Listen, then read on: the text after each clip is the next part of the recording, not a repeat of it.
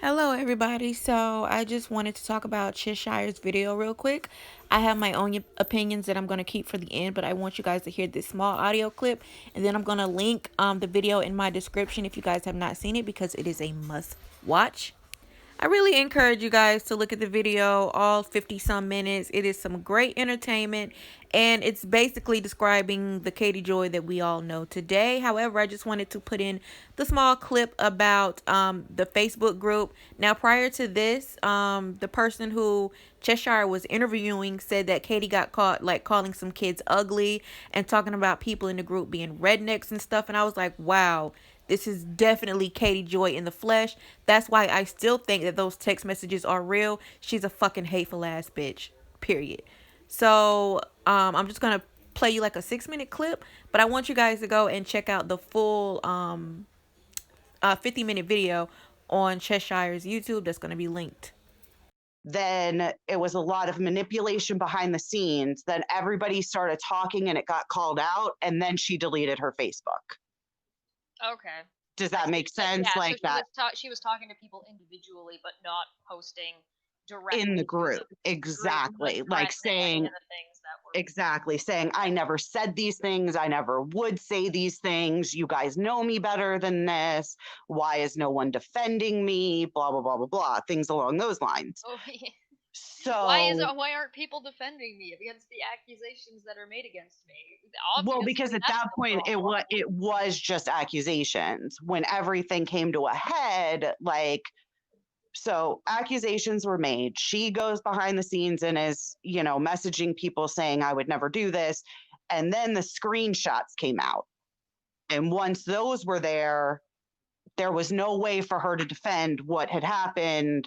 The people she was talking to who had believed her suddenly realized that she had been lying to them the entire time.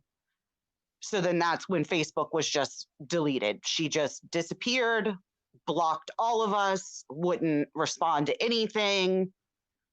And that was pretty much the end of it until I was on Reddit for teen mom stuff, like my guilty pleasure, I guess you would call it. And all of a sudden she popped up, and I'm like, you have got to be kidding me. How is she infiltrating this part of my life when I Right. haven't? Where's this Where did coming from? she I come haven't. from? I got ghosted years ago. What the heck's going Yes, on? exactly. And so she I watched the video, and then, there were different things that were posted, and I had said on there, like, she's a liar, don't believe her because she is going to lie to you. And um then there was a video, and then they created like its own subreddit, I guess, that's like just her. And they were posting about that Ronald McDonald fundraiser, and Yes, it the one that went just, to her PayPal. yeah, and it just gave me flashbacks of everything that I had gone through with her years prior, because Ronald McDonald House, you set it up and it goes to them. Like, it wouldn't go to a personal PayPal. Yeah, And then, like, that's not how you do a charity. That's not how. No, especially a charity like that. It's one thing if you were to do a charity drive like Steve had done with Leslie, which we'll get into later. By the way, this person who is from Katie's past or interacted with her in the past doesn't know much about what's been going on. So we're gonna fill her in and see if things kind of match a little bit. But Steve's fundraiser was a person to person fundraiser, not something like an organization. yeah. Well, and how is the person donating supposed to get their tax deduction if it's not going, like, my understanding has always been you donate to the foundation or through like an if a person organizes it, it goes to that, or like it goes to that place, and then they give you the receipt of the donation so you can have it for tax purposes. Right. I could be completely wrong on that, but it just didn't make any sense how you would get the tax deduction off of that. Where is anybody going to get the receipt from if they're sending stuff to Katie's PayPal? Yeah, and how do they know where the money's going? Yeah, how do you track it after the fact? Yes. There's no way to prove where Well, I anything mean, went. if it did go, theoretically, she could, as far as my understanding goes, if she made like a large donation, the she would get a receipt from the Ronald McDonald House, and then she could post that receipt and be like, "No, look, the money went there." So you could do something like that if people are going to trust you.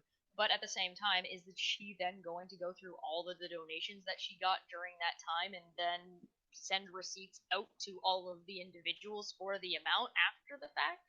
Like there's Well, and I don't even think that that would count for those people getting right, a like, yeah, personal receipt from somebody. right. Instead of from Ronald McDonald's House itself. Like if I decide to use if you're having trouble with your family, let's say, and so you go to a support Facebook group and say, hey guys, I'm having a hard time. Can you help me out? And I decided to give you some money. That's not going to be tax deductible for me because I'm just gifting a friend some money. Yeah. And,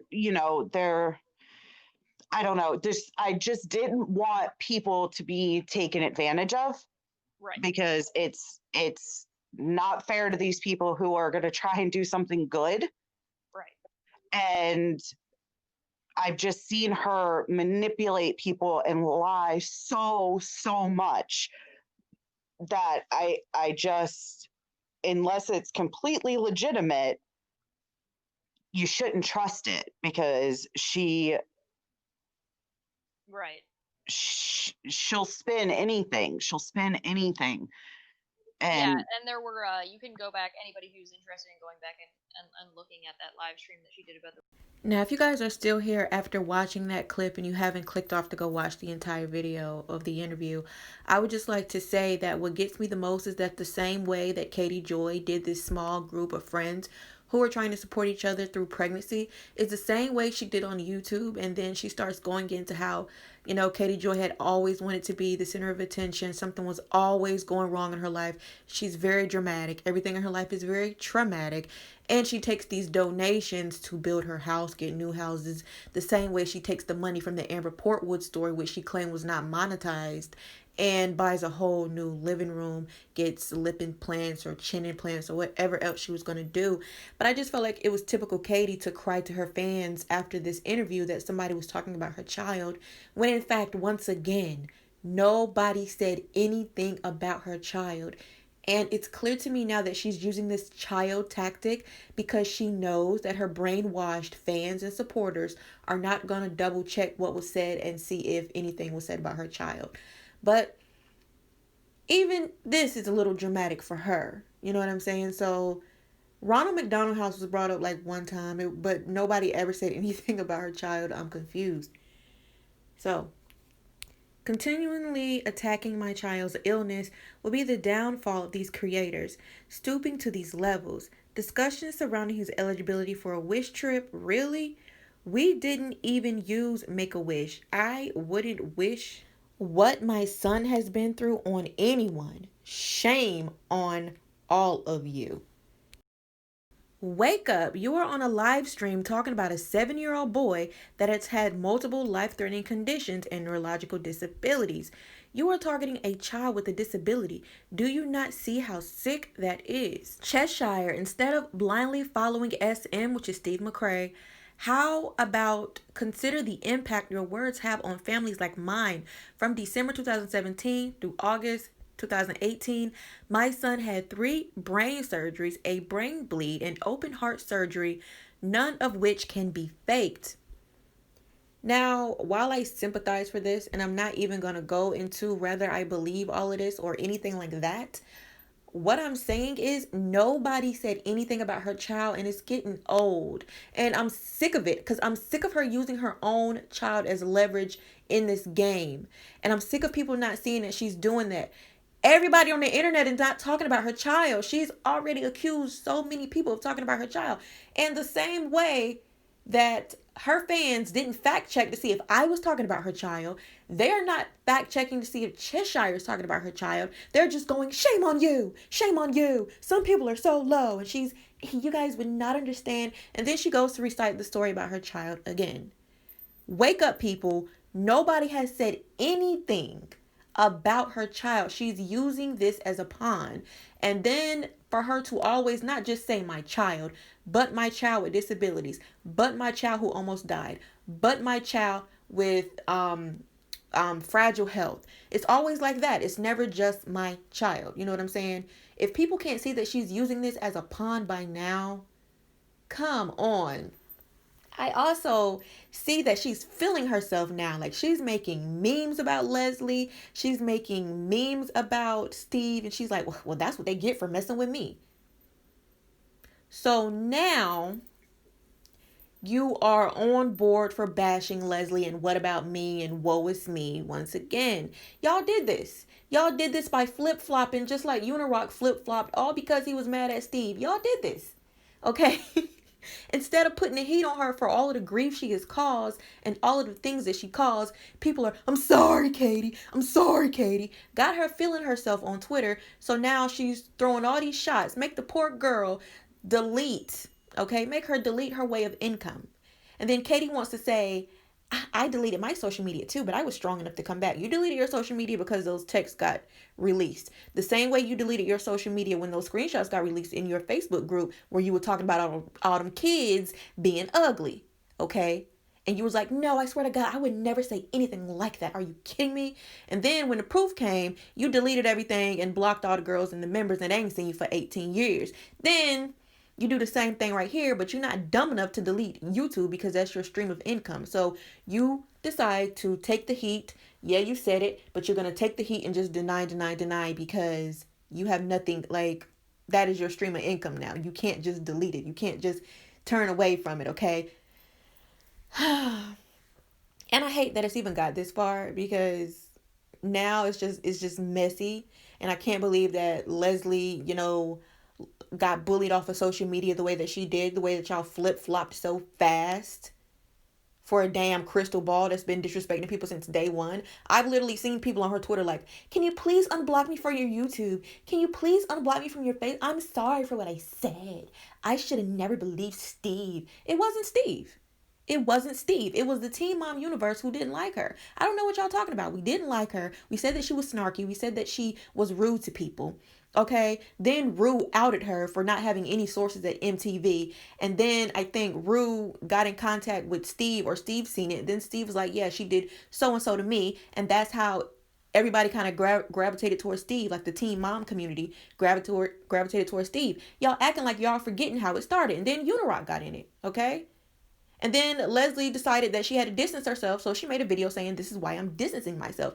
Y'all can go back and, well, you can't go back because she deleted her Twitter. But back in the day, like, she used to be like scolding Leslie. Every time Leslie would come up with a fact, she's like, Leslie, you don't need to put that out there because we don't know yet. Or calling Leslie's stories fake and, and her stories were superior to Leslie's because she was jealous of Leslie because they were in the same line of work and Leslie used to get more views than her before Amber Portwood. Boom.